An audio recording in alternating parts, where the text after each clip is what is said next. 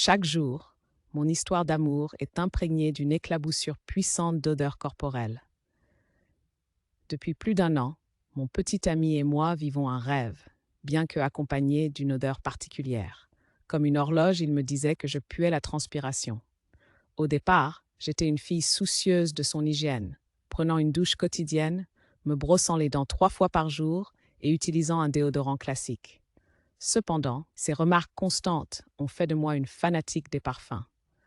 Maintenant, je me lave 2 fois par jour, applique religieusement un déodorant à la force industrielle et me brosse les dents sans relâche. Je devenais une maniaque de l'hygiène. Bien que je ne détectais pas de mauvaises odeurs au début, ces commentaires quotidiens m'ont fait douter de mes propres sens. Je suis devenue cette personne qui renifle discrètement ses propres aisselles. J'ai même consulté des médecins qui n'ont rien trouvé d'anormal chez moi. Désespérée, j'ai fini par enfoncer mon aisselle dans le visage de mes amis, cherchant leur verdict. Non seulement ils niaient l'odeur corporelle, mais certains affirmaient même que je sentais anormalement bon, comme un magasin de produits de beauté. Cela ne l'arrêtait pas pour autant. Chaque fois qu'il se plaignait, il évitait de me câliner. Je sombrais dans la paranoïa, me demandant ce que je pouvais faire de plus.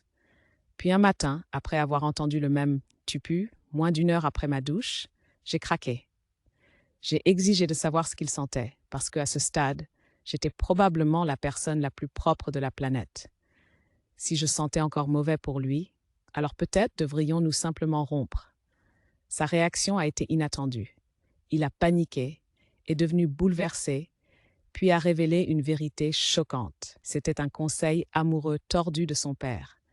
Une technique infaillible pour garder une femme fidèle et propre en la faisant se sentir trop mal pour tromper. Inutile de dire que son père avait terriblement tort. En conséquence de ce conseil mal avisé, il fait ses valises aujourd'hui, quittant ma maison et notre histoire d'amour pour toujours.